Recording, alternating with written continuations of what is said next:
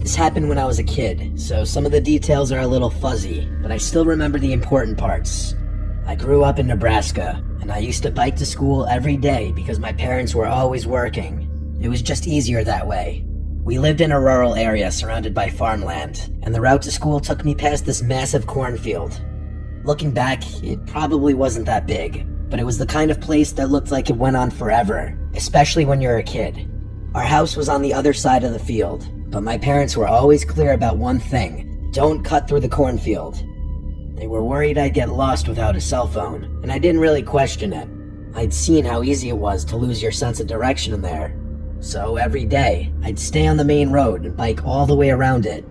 I didn't have many friends that lived near my house, so I'd always bike alone. I didn't mind the longer rides. I actually developed a love for biking from doing it so often. I'd go for bike rides on the weekends, even when I didn't have to. I don't remember what day of the week it was, but it was definitely a weekday because I was biking home from school.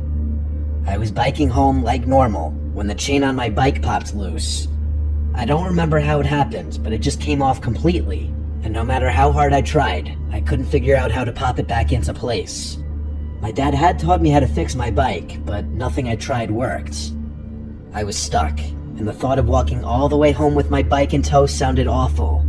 Like I said, I didn't have a phone back then, so it wasn't like I could just call my parents for help.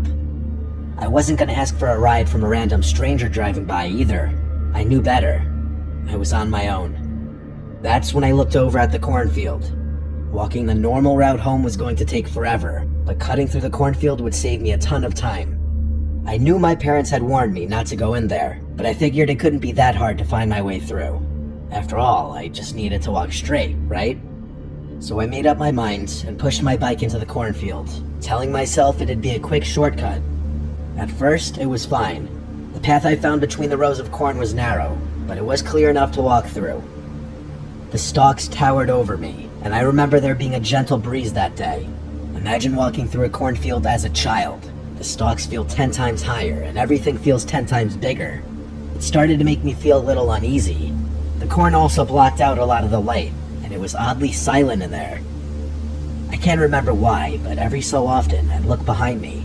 I'm not sure what was scaring me, but I remember just wanting to get out of there as quickly as possible. After another few minutes, I started to pick up on a faint rustling sound coming from the corn just a little ways off the path. I stopped and listened, trying to convince myself it was just the wind. It didn't sound like the wind, though.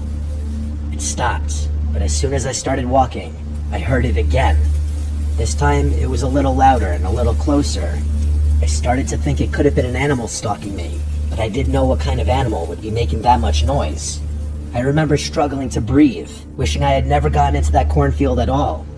I picked up the pace, walking faster, but I didn't want to leave my bike behind. I kept telling myself I was being paranoid, but every few minutes, the rustling came back. Like whatever it was keeping pace with me. Eventually, the rustling stopped, and I felt a wave of relief. Maybe 10 or so minutes passed without any strange sounds. At the next juncture, I decided to switch roads just to be safe.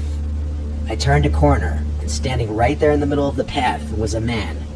He was just standing there, arms at his sides, staring at me. He didn't look like a farmer or anyone who belonged out there. His clothes were dirty and torn, and he had what looked like long scratches on both arms. I don't know how else to describe them. They were just long marks that looked etched into his arm. I froze, not knowing what to do. But then he spoke. He asked me if I was lost in a low and raspy voice. I didn't respond. I was glued to the spot. He then took a step toward me and told me he'd help me find my way home. I felt like I was in sleep paralysis. I literally couldn't move. Every instinct in me screamed to run, but I couldn't. He started walking faster, his hands outstretched toward me, and that's when my legs just took over. I dropped my bike and ran as fast as I could. He started chasing me and shouted that he just wanted to help me. I did not stop running. I could hear him crashing through the corn behind me, yelling for me to stop every so often. I ducked into one of the corn stalks and crouched down in a ball with my eyes closed. I tried to make myself as small as possible. I truthfully thought I was gonna die. He was holding something that looked like a rope in his hand. As he passed, he muttered to himself, I'll find him. I'll never forget those words for as long as I live. I stayed hidden for what felt like hours. My legs were cramping and my whole body was trembling, but I didn't dare move until I was sure he was gone. When I finally crawled out of the corn and made my way home, I was shaking so badly I could barely walk. It was dark by then. I eventually found my way home. I ran inside to my parents, who were worried sick about where I had been. I told them everything. My mom was in tears, and my dad looked like he was ready to kill someone. By then, though, there wasn't much they could do. That man was long gone.